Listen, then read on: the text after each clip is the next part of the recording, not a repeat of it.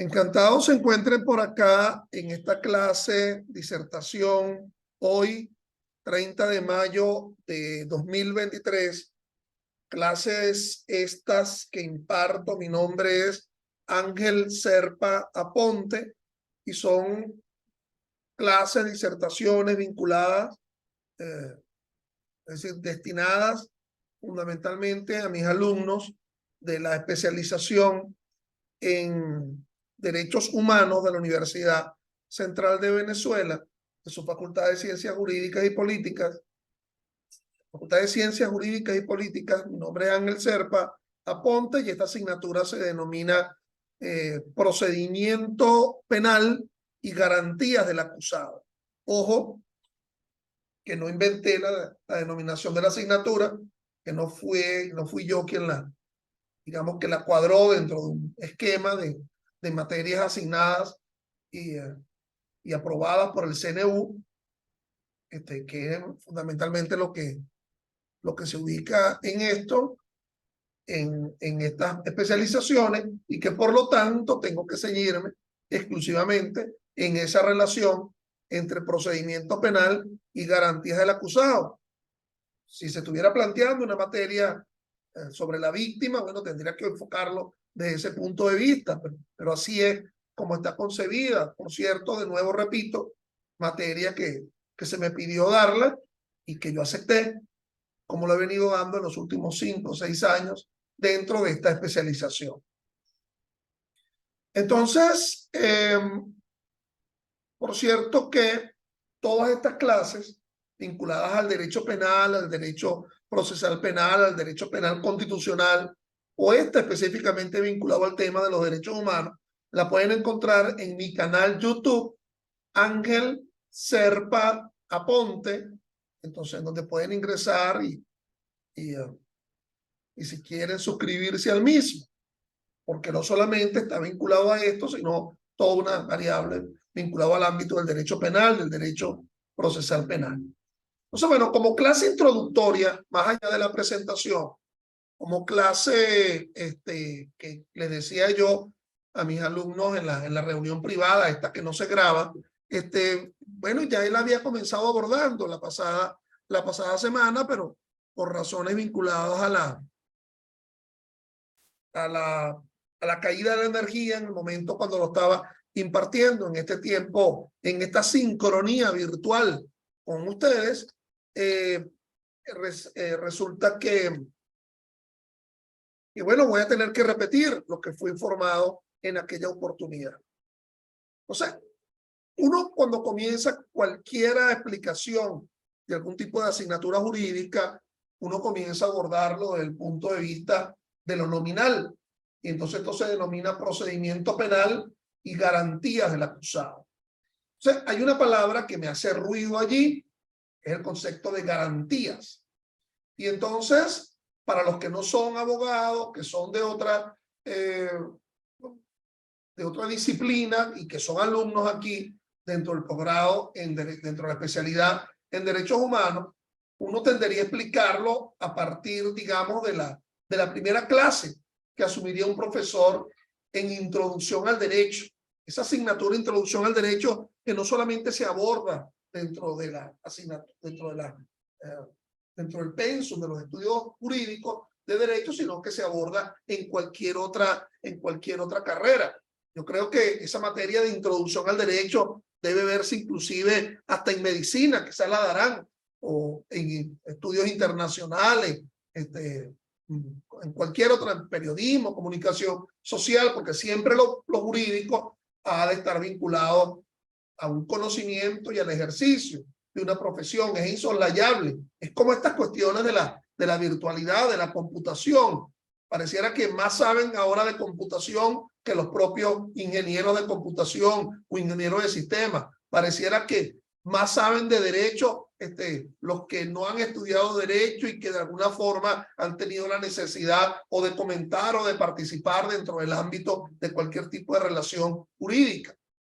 Entonces, decía yo que hasta el propio concepto de derecho, empezando por la propia palabra, y que si yo les preguntara a cada uno de ustedes que me nombrara un derecho, entonces yo creo que no se quedarían cortos en la explicación, en el enunciado, en la manifestación de ese derecho. Alguien diría por allí el derecho a la vida, claro, como el derecho consustancial al propio ser. Si la propia existencia del derecho es para regular seres humanos, pues obviamente que el tema de la vida ha de estar consustanciado como un primer derecho que se le ocurre a cualquiera. Y otro diría, ella diría el derecho a la educación, la otra diría el derecho al conocimiento de la identidad biológica del progenitor, la otra diría el derecho al trabajo, el otro diría el derecho a la vivienda y en fin.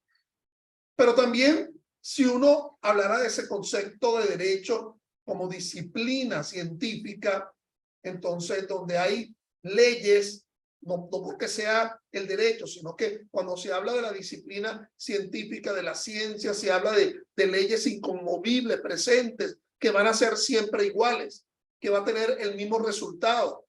Y entonces alguien diría, bueno, el derecho penal, el derecho administrativo, el derecho constitucional.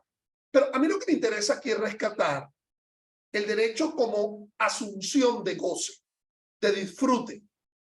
Cada uno de nosotros tiene derechos que goza, que disfruta, pero el derecho a la vida, el derecho a la alimentación, pero no se puede estructurar el concepto de derecho si no se ve dentro del ámbito de una relación. Y si es el derecho uno de los relacionados, el titular del derecho es un relacionado, pues tendría que ser una relación de carácter jurídica. Toda relación jurídica se estructura en el ámbito del encuentro entre dos partes o más de una. Imaginémonos una relación jurídica de derecho tributario y entonces la administración tributaria por un lado, la hacienda pública con el derecho a la exigencia de tributos y en el otro lado el contribuyente con su obligación o deber de pagar. Imaginemos una relación jurídica de derecho civil neta. Yo pago el precio de la cosa y por lo tanto el vendedor debe ponerme a disposición de la cosa. Comprador, vendedor en esa relación jurídica. Imaginémonos una relación jurídica dentro del ámbito del derecho inquilinario. El propietario del inmueble que permite, previo pago del canon de arrendamiento, que un arrendatario disfrute la posesión de la cosa. Entonces, toda relación jurídica se estructura en la idea que alguien tiene un derecho y en línea recta se está topando con alguien que tiene una obligación o deber. Es decir, mi derecho no es tanto, sino que hasta que ese alter, y se hable de y allí hablamos del concepto de alteridad jurídica. Todo aquel que tiene un derecho es porque en línea recta se está topando con alguien que tiene una obligación o deber. Entonces, por un lado, yo como titular de derecho y por el otro lado, alguien como obligado, como con un deber de aceptar mi derecho. Mi derecho no es tanto hasta que mi alter lo ha aceptado, lo ha reconocido. ¿De qué me vale a mí decir derecho a la vida si la ofusca, la lacera, liquidando al quien tiene ese titular del derecho a la vida? Bueno, yo tengo el derecho a la posesión del inmueble y el que está obligado, el propietario, a permitirme la posesión del inmueble, pues no lo garantiza. Entonces, ahí tendríamos que acudir a una nueva categoría que nos decían allá en Introducción al Derecho, como materias básicas. Y nos decían, ahí en esa relación está faltando otro elemento. No es solamente derecho, no es solamente obligado o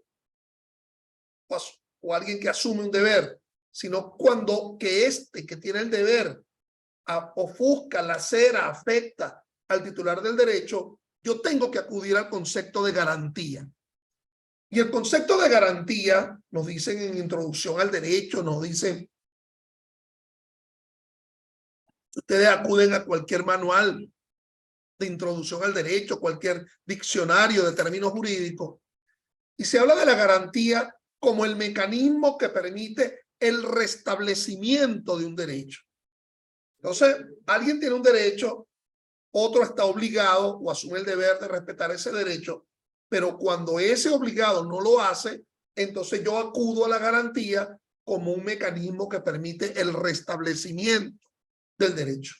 Ese es el concepto básico de la noción de garantía. Entendible. A lo mejor algunos de los que me acompañan acá, que son colegas, han visto contratos y garantías dentro del mundo del derecho privado. Bueno, la existencia de contratos de derecho privado, pero también la existencia de mecanismos que permiten el cumplimiento. Entonces, bueno, las garantías que hay muchas, hipoteca, prenda, en fin. Entonces, la garantía como mecanismo que permite el restablecimiento del derecho. Vamos a volver de nuevo con los ejemplos abordados. Si el titular del deber no permite que el otro disfrute su derecho, entonces yo intento una garantía, intento un interdicto posesorio, intento un amparo posesorio.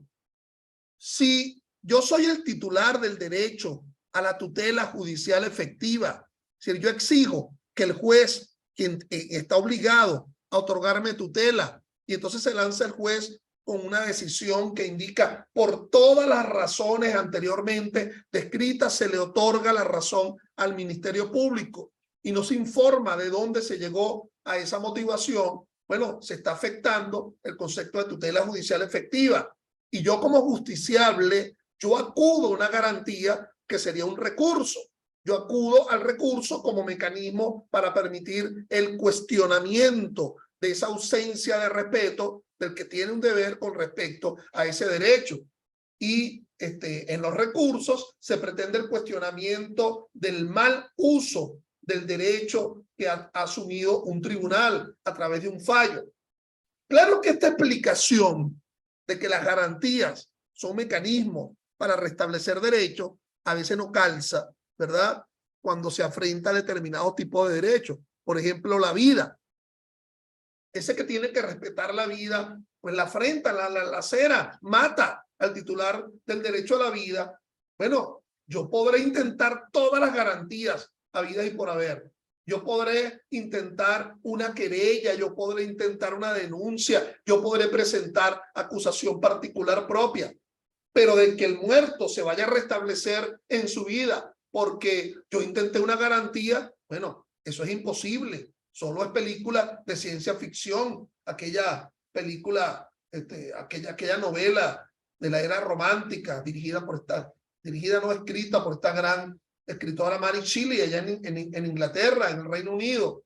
Frankenstein, muchas, somos 200 películas se han hecho al respecto, en donde el científico medio loco tomaba pedazos de cadáveres y los unía y entonces hacía al monstruo, y entonces en aquella famosa película de James Whale allá en el año 1931 bajo el sello Universal, salía Colin Clive, creo que se llamaba el actor, y entonces empezaba a gritar desaforado cuando veía a su criatura, al monstruo que hizo con los pedazos de cadáveres y que lo unió gritando desaforado, he's alive, he's alive, o sea que está vivo. Bueno, eso lo dejamos solamente a la ciencia ficción. En el ámbito del derecho eso no es posible. Pero ¿cuál será el derecho que se pretende restablecer? Bueno, no será otro más que el derecho a la sanción, es decir, el sancionar por la comisión de conductas punibles, utilizándose el derecho penal como ratio última, como posibilidad ulterior cuando ya los demás derechos en su ejercicio no han podido responder el respeto a una titularidad de derechos. Entonces, esto como explicación inicial.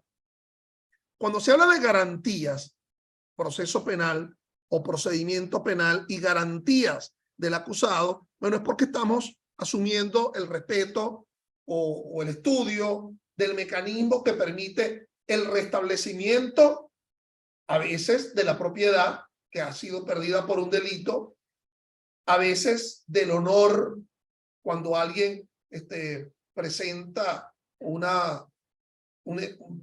declara ante el mismo periódico en la cual se difamó o se injurió al otro, ¿verdad? Indicando que estaba arrepentido, que eso no fue lo que él quiso. En fin, pero es fundamentalmente la sanción penal como mecanismo acuñado, asomado dentro de una política criminal en la cual se permite aquella fórmula que se ve presente en nuestra Constitución, en el artículo 30, cuando se dice la víctima debe ser protegida por el Estado frente a la comisión de delitos comunes. Y se habla de dos palabritas, sanción y resarción. O sea, a veces no es tan importante el tema de la sanción, sino a veces es mucho más importante el tema de la resarción.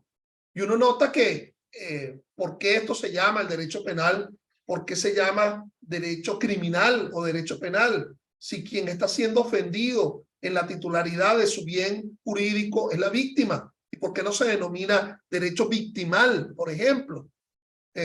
La criminología, bueno, tiene ya una ciencia aparte que es la victimología, todo lo que está vinculado al ámbito de la víctima, pero por cierto, quien más se encarga de eso ya ni siquiera es el derecho penal sustantivo, sino el derecho procesal penal, con fórmulas tales como el acuerdo reparatorio, el pagarle a la víctima, ¿ok?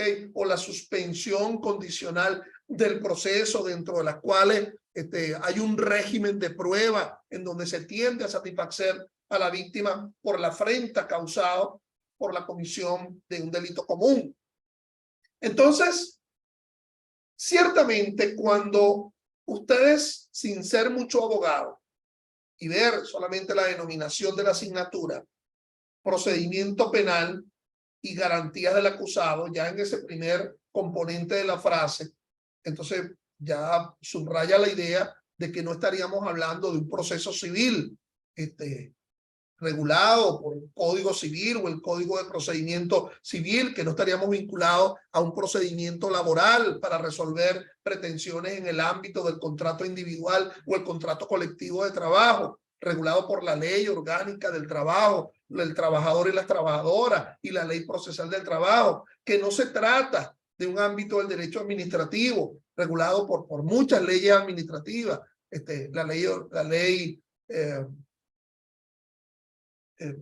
la ley de procedimiento, la ley orgánica de procedimientos administrativos o la ley orgánica de la jurisdicción de los contenciosos administrativos, por solamente mencionar dos, para no hablar de un derecho disciplinario judicial, por ejemplo, en el caso del Código de Ética del juez y de la jueza venezolano, sino que nos estamos ubicando en el ejercicio de un proceso penal como un mecanismo de imposición de sanción penal frente a la comisión de delitos.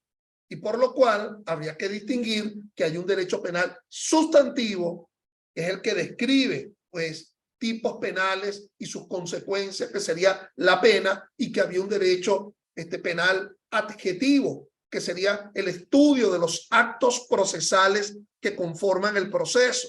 Entonces, si ese proceso penal o ese procedimiento penal, de paso, no fui yo quien le puso el nombre a la asignatura, debería ser proceso penal, ¿ok? En lugar de procedimiento penal, porque ya verán conmigo que hay un proceso penal dentro de los cuales existen procedimientos penales, el procedimiento ordinario, el procedimiento por delitos de instancia de parte agraviada, el procedimiento por la admisión de los hechos. Entonces, se jerarquiza en función de un proceso penal que tiene características, que se hace de un sistema acusatorio como el que hay en Venezuela, o que a partir del año 1998 con la promulgación del Código Orgánico Procesal Penal, que tuvo una vigencia anticipada de 4 institutos, pero que realmente él de forma plena empezó como una realidad procesal a partir de mediados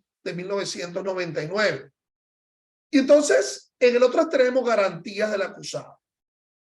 Obviamente que el concepto de garantía del acusado, sin ser muy abogado, quien me está escuchando, alude a la idea de las garantías constitucionales del proceso, y casi que esto tiene una relación sinonímica. Este va a hablar de debido proceso, casi que el concepto de garantías del acusado en una relación sinonímica, igualitaria a la noción de debido proceso. Ahora, por ejemplo, si tú le pones a la computadora y le escribes, defíname el concepto de debido proceso, o le pides al Tribunal Supremo en su portal la frasecita debido proceso para que te salgan decisiones que estén vinculadas al debido proceso, bueno, ojalá que ese ordenador sea tuyo, ¿verdad? Porque a lo mejor se quema, a lo mejor se echa humos por todas partes, porque bueno, es tan amplia, tan manoseada, tan reinterpretada ese concepto de debido proceso, que dice mucho y a la vez dice poco. Pero obviamente el tema de las garantías del acusado está vinculado al concepto instrumental del debido proceso. ¿Será que hay un concepto instrumental? ¿Habrá un concepto colectivo de debido proceso? El concepto instrumental del debido proceso, bueno, pasa por su reconocimiento en norma expresa, como lo hace nuestra Constitución en el artículo 49. Pero he aquí, como lo verán conmigo, que en la protección a través de garantías del acusado bajo la noción de debido proceso no se encierra exclusivamente en los 8 numerales que tiene el artículo 49 de nuestra Constitución, que enarbola el debido proceso, sino que existe un debido proceso extensivo. Hay un debido proceso propio, que sería dicho artículo 49, pero hay un debido proceso extensivo, es decir, otras normas constitucionales vinculadas al proceso que son tan o más importantes que la que encierra el propio artículo 49. ¿Cómo pudiéramos dejar de lado, por ejemplo, el artículo 24 de la Constitución, que nos habla del indubio pro reo, ya que hablamos de garantía del acusado? Bueno, el indubio pro reo, la forma adecuada de interpretar la norma penal, o cómo pudiéramos dejar fuera de la explicación de las garantías del acusado, por ejemplo, la igualdad ciudadana ante la ley, artículo 21, o cómo pudiéramos dejar de lado la explicación de los instrumentos internacionales como fuente del derecho procesal a partir de lo que se establece en el artículo 23. Generalmente los derechos humanos o el derecho o el estudio del derecho de los derechos humanos alude al reconocimiento de instrumentos internacionales. Pero ya de verdad les hago la fiesta en el sentido de que buena parte de todos esos instrumentos internacionales de verdad ya se encuentran incorporados en nuestra propia Constitución. Palabras menos, palabras más, realce aquí, realce allá, jerarquía, disminución de reconocimiento, y también en nuestro Código Orgánico Procesal Penal. Es decir, que el problema no es por la ausencia de consagración, el problema no es por la ausencia de positivización de esos instrumentos internacionales. Pero si a esto le añadimos la noción de la convencionalidad, es decir, ya no solamente es que de dónde proviene el derecho, la fuente del derecho. Bueno, se suele decir que el negocio jurídico entre personas sería la principal fuente de un derecho. Es decir, ese contrato que establecimos tú y yo, que era por 3 meses y que me ibas a pagar $500, un acuerdo entre partes. Ese contrato que aceptamos tú y yo, en donde yo iba a ser el socio mayoritario y tú el socio minoritario, más sin embargo tendrás una acción dorada a los efectos de reconocer los derechos de esa persona jurídica. Pero fundamentalmente el derecho, como lo dice el 22 de nuestra Constitución, existe independientemente de su consagración, de su positivización. Hay derechos que son inmanentes, inherentes a la propia persona. Imagínate una Constitución donde no se reconociera el derecho a la vida. Bueno, no hace falta su reconocimiento porque es inmanente, consustancial al propio ser. Ahí tenemos el ejemplo en la ley orgánica sobre el derecho de la mujer a una vida libre de violencia.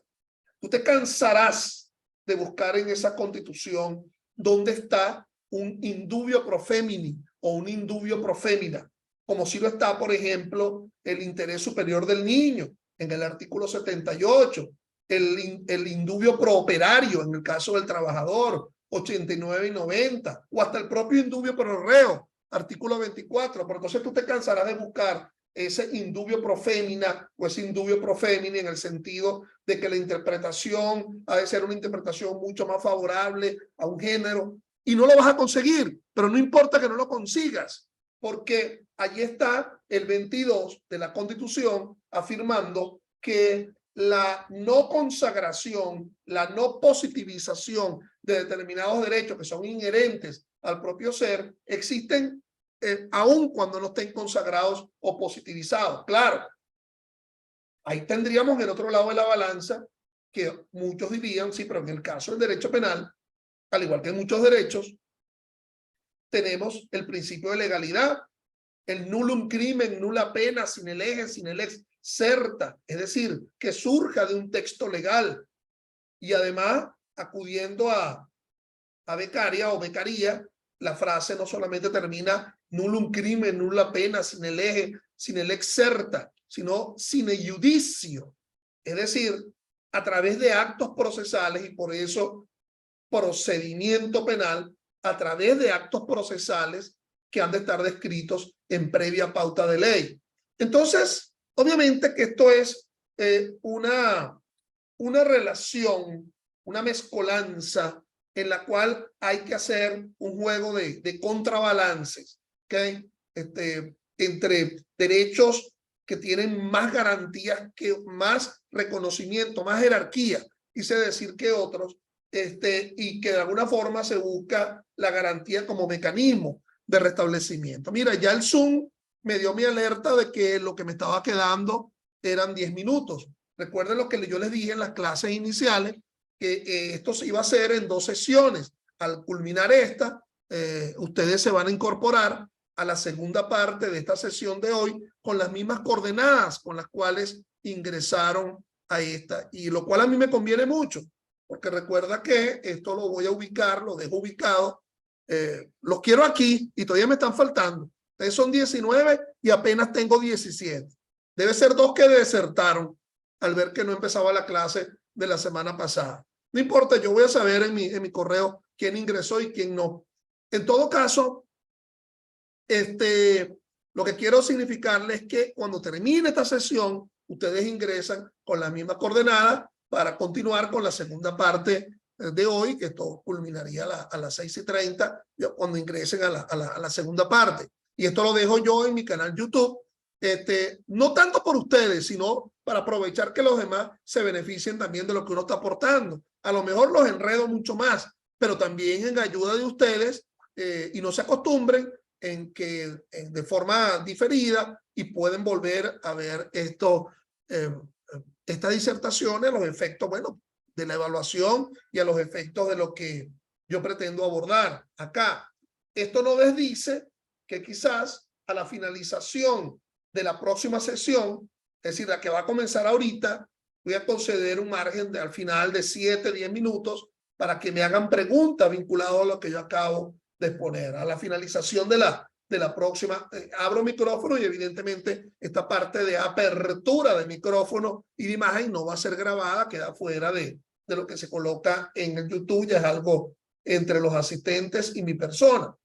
Pero bueno, entonces, explicado un tanto, ¿verdad?, el porqué de esto, yo no sé, no recuerdo ya a estas alturas del partido, si en la, bueno, no ha quedado grabada ninguna, esta sería la primera. Si yo hice algún tipo de recomendación bibliográfica, de doctrina, y bueno, en todo caso, muy brevemente, si vamos a hablar de garantías de procedimiento penal y garantías del acusado, bueno, tienen que ponerse en la mano, deben estar constantemente en estas clases con la Constitución de la República Bolivariana de Venezuela. Recuerden ustedes, esa que fue publicada inicialmente el 30 de diciembre del año 1999, pues el Código Orgánico Procesal Penal, el vigente, es de septiembre de 2021, pues el Código Penal, recuerden, vigente 2005, eso como textos fundamentales, son Constitución, Código Orgánico Procesal Penal de septiembre de 2021 y Código Penal de 2005. Y en cuanto a los textos, bueno, yo suelo siempre recomendar el manual de la doctora Magali Vázquez, proyectista inicial del Código de 1998, que se llama así, Derecho Procesal Penal. Hoy, al 30 de mayo de 2023, donde nos encontramos, no sé si Magali ya actualizó su manual al Código de 2021. La última vez que yo tuve en mis manos su manual estaba vinculado al Código de 2012. El problema es que 8 reformas del Código Orgánico Procesal Penal en los últimos 24 años es lo que ha traído precisamente esta especie de obsolescencia del conocimiento. En todo caso, si alguno de ustedes lo adquirió, lo tiene en la mano y que me pueda decir, mire, sí, ya dice que está vinculado al Código de septiembre de 2021, al COP de 2021, sería una gran sorpresa para mí. Y el otro libro, pues, es el de es exegético, es comentario artículo por artículo del Código Orgánico Procesal Penal de Eric Lorenzo Pérez Sarmiento. El doctor Pérez Sarmiento nos dejó, lamentablemente, en estos años de la pandemia, nos dejó y no le quedó tiempo de comentar el COP de 2021, que es el que está vigente. Sus comentarios están vinculados al COP de 2012. Y yo no voy a pretender decir acá que la reforma 2021 no afecta el ámbito del reconocimiento de las garantías del acusado. Sí, hay normas precisas, pues, por ejemplo, qué sé yo, el hecho de que en procedimientos militares solamente ha de ser los efectivos militares. Eso evidentemente atiende a un tema de reconocimiento de las garantías del acusado, el hecho de que se haya reformado la fijación de la audiencia preliminar en el artículo 309 del COD, el hecho de que se haya reformado, por ejemplo, el artículo 174 del COD que establece las hipótesis de nulidad absoluta que están vinculados al no reconocimiento de la libertad como derecho de primer ámbito desde un punto de vista constitucional. Evidentemente, sufrió reformas el COP que no han sido comentadas que no fueron, ya no habrá posibilidad, es decir, porque alguien comenta estando en vida. Si alguien, qué sé yo, que se crea con derechos sobre la obra de Pérez Sarmiento y publica un comentario al Código Orgánico vinculado al COP de 2021, oye, me parece en lo personal que sería un irrespeto al maestro. Pero bueno, en fin, aseverando que ese comentario está vinculado, los comentarios al COP 2012 y no al vigente 2021, no me obstaculiza, no me detiene en recomendar esta obra. Y creo que lo dije en la pasada sesión, pero que en todo caso, si esta pretende dejarse ya ubicada formalmente como la clase realmente introductoria, bueno, hay una obra en el ámbito del garantismo, hay muchas obras importantes. La obra de Joan Pico y Junoy, Joan Pico y latina y Junoy con J, autor evidentemente español, ¿verdad? Sobre las garantías constitucionales del proceso.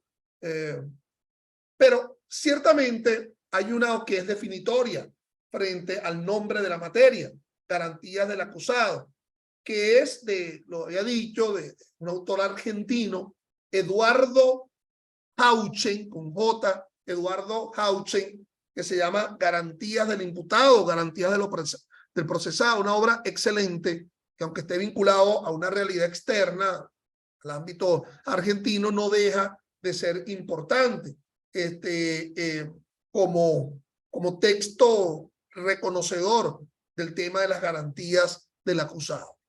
Bueno, eso es lo que atañe a a una aproximación al ámbito doctrinario del asunto. En la medida de lo que el tiempo me permita, yo les iré enviando a vuestros correos, que será el mecanismo de comunicación por excelencia, ya que no estoy en ningún grupo WhatsApp, por expreso pedimento. Así les permito que ustedes puedan discutir, puedan criticar al profesor de una forma libre, pero por correo, evidentemente, a lo mejor enviaré algún tipo de material escrito. Por último, me mencionó yo revisión del concepto de debido proceso penal, que fue en la jornada, en la 7ª jornada de Derecho Procesal Penal de la Universidad Católica Andrés Bello. Ese ensayo mío de Ángel Serpa Aponte, bueno, evidentemente lo recomiendo, lo dejo de último, en la 7ª jornada de Derecho Procesal Penal de la Católica, cuyo libro está.